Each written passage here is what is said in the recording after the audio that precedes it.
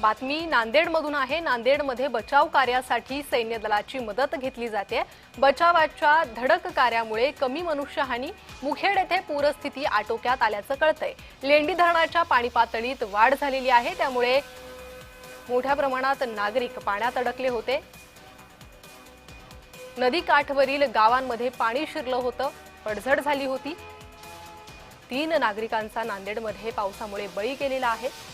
मात्र सध्या आता बचाव कार्यासाठी सैन्य दलाची मदत घेतल्यामुळे मनुष्यहानी कमी होताना पाहायला मिळते। बचावाच्या धडक कार्यामुळे मनुष्यहानी कमी होते, नागरिकांना सुखरूप बाहेर काढण्यात आलेलं आहे। या पूर परिस्थितीतून मुखेड येथे परिस्थिती आटोक्यात येत असल्याचं पाहायला मिळतंय। युद्ध पातळीवर बचाव कार्य करण्यात येत आहे। जे नागरिक अडकले होते त्यांना बाहेर काढण्याचं काम सुरू आहे। त्यांना सुखरूप बाहेर काढण्यात आलेलं आहे आणि सुरक्षित ठिकाणी त्यांचं स्थलांतर करण्यात आलेलं आहे।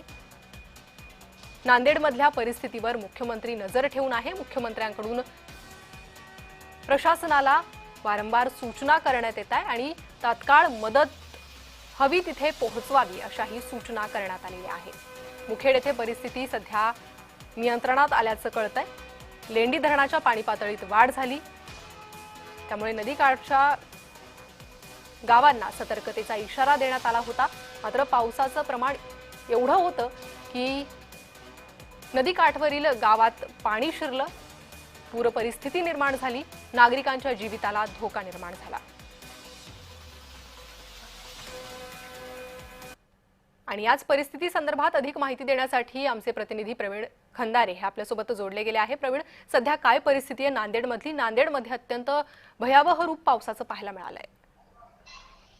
नक्कीच प्रणिता, 3 दिवसापासून संततधार पाऊस झाल्यामुळे नांदेड जिल्ह्यामध्ये मोठी पूर परिस्थिती निर्माण झालेली आहे आणि मुखेड तालुक्यामध्ये हसनाळ या गावातील काल 2 मृतदेह सापडलेले आहेत आणि त्याच पद्धतीने आज सकाळी एक मृतदेह सापडलेला आहे। एकूण मृतांचे आकडा जो आहे 3 झालेला आहे। कालपासून 4 गावातील 293 लोकांना पुरातून बाहेर काढण्यात आलेलं आहे। रावणगाव येथील सुद्धा 225 लोकांना जे आहे ते बाहेर काढण्यात प्रशासनाला यश आलेलं आहे आणि हसनाळमध्ये सुद्धा पूर परिस्थिती मोठ्या प्रमाणामध्ये होते आणि त्या तेथील 8 लोकांना जे आहे रेस्क्यू करण्यात यश आलेलं आहे। एकूणच पाहता सकाळपासून आता इंडियन आर्मी पथक कॅप्टन विनय राणा यांच्यासह 90 जवान जे आहे, भारतीय सैन्यातील जवान जे आहेत ते आगमन झालेलं आहे मुखेडमध्ये आणि हसनाळ या ठिकाणी आता मदत कार्य। प्रवीण, सध्या ज्या नागरिकांचं सुखरूप ज्यांना काढण्यात आलेलं आहे या पूर परिस्थितीतून, त्यांचं सुरक्षित स्थळी स्थलांतर करण्यात आलेलं आहे। ही सगळी व्यवस्था कशी करण्यात आलेली आहे? प्रशासनाकडून कशा प्रकारे मदत पुरवली जाते आणि ही परिस्थिती पूर्वपदावर यायला किती वेळ लागू शकतो? नक्कीच जिल्हा प्रशासनाच्या वतीनं कालपासूनच आपत्ती पथकाकडून ही जी कारवाई आहे, बचाव कार्य सुरू करण्यात आलेलं आहे आणि जिल्हा प्रशासनाकडून या ठिकाणातील गावातील ग्रामस्थांना जे जेवणाची व्यवस्था आणि जिल्हा परिषदांच्या शाळांमध्ये या ठिकाणी व्यवस्था यांची सगळं करण्यात आलेली आहे आणि त्यामुळे जिल्हा प्रशासनाकडून मोठ्या प्रमाणामध्ये बचाव कार्य सुरू आहे आणि भारतीय जवानांकडून सुद्धा आता सध्याला मदत कार्य जे हसनाळ गावामध्ये सुरू आहे। जी प्रवीण, अधिक अपडेट तुमच्याकडनं वेळोवेळी घेत राहू। परिस्थितीवर आपण लक्ष ठेवून आहोत। तुर्तास धन्यवाद या सविस्तर माहितीसाठी। तर नांदेडमधली परिस्थिती आपण पाहतोय, भीषण परिस्थिती झालेली आहे। मुखेड या ठिकाणची पूर परिस्थिती सध्या नियंत्रणात आलेली आहे। जे लोक पुरात अडकलेले होते त्यांना बाहेर काढण्यात यश आलेलं आहे।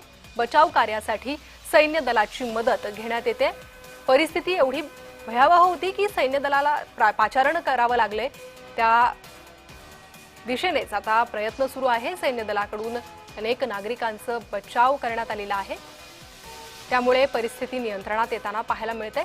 नांदेडमध्ये लेंडी नदीला पूर आल्यामुळे नागरिकांचे हाल झालेले आहेत।